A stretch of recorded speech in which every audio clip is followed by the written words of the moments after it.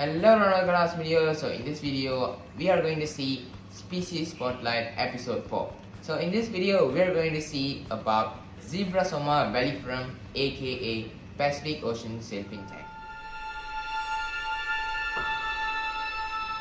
This sailfin tang can be found in the extensive range throughout the Oceania, Indian Ocean and South Pacific. So this fish you can get pretty much everywhere in the ocean area, but not in the Atlantic Ocean because there is a different species of tangs like the Atlantic blue tangs, so they are much expensive than the blue, so I don't want to talk about them in this video. Other than this is a very popular and one of the earliest marine fish in the aquarium trade. So these are one of the OGs in the hobby, so if you want to get one means you can definitely get this one because they are much hardier and one of the hardiest tang out there. And they are pretty much reef compatible, so they are one of the best reef fishes because of their habits, which I'm going to talk in next. So talking about the food, so these are herbivores, so that means they feed on veggies, and you can feed them with the various different varieties of your algae that grow in your aquarium, and also you can buy something like a dried nori's, dried sea kelps, and you just can feed them with a clip, the veggie clip that you can suck somewhere here. And they love to graze on your rockworks. If you have a lot of rockworks means you might have some of the algae issues like the yachams and also the heralgies. They might help you with them. And you can sometimes feed, sometimes occasionally you can feed some meaty foods.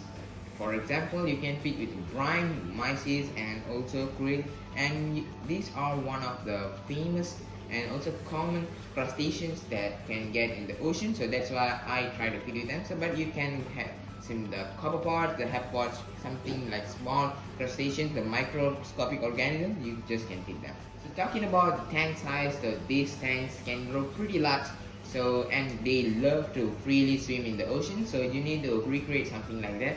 But recreating an ocean is impossible, but you can get some tank size is more than 120 gallons because these fishes can grow up to 40 centimeters, and this is quite large for a fish in the aquarium hobby.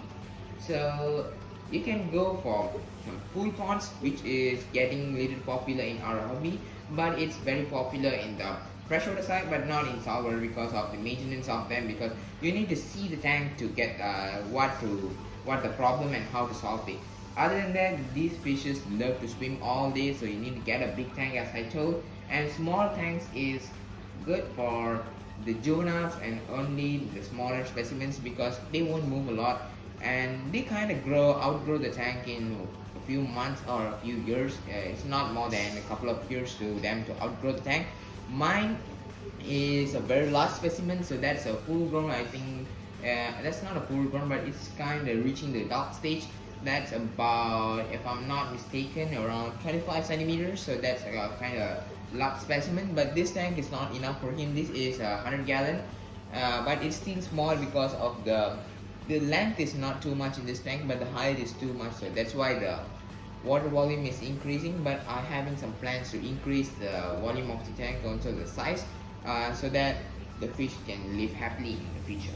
So tanks are known for their aggression. So this fish is a semi-aggressive fish, which means they are very capable and very peaceful with other species except the tanks. But they are prone to having some of the issues with the angelfish because the angelfish kind of having the same shape of them.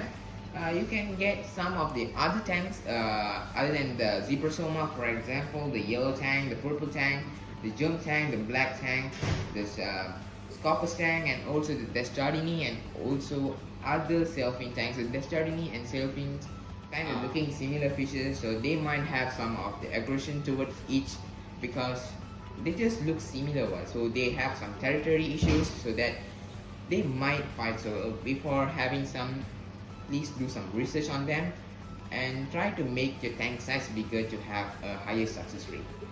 Other than that, they are just a great beginner fish, so you can have such a intermediate. If you're a pro, you can just keep them because they are not so difficult and they are just prone to egg if they are settled to your tank, and they're just not aggressive towards other shape of tanks like the for example your bristle tooths are one of the peaceful tanks that you can add with your Sailfin tank, so they just do fine with them. So I think I got covered everything about the Sailfin tank. My Sailfin tank is hiding behind the rocks. I think you can see them. So sorry, see it, I only have one because before this I had a couple of them which just done great in my tank, and my tank just crashed due to some of the parameter issues. But now I'm kind of being some stable, so hopefully they does fine in this tank. So without delay, thank you for watching this video. Next video, until then, this is Brian from PRAVEEIN'S Animals. Bye bye.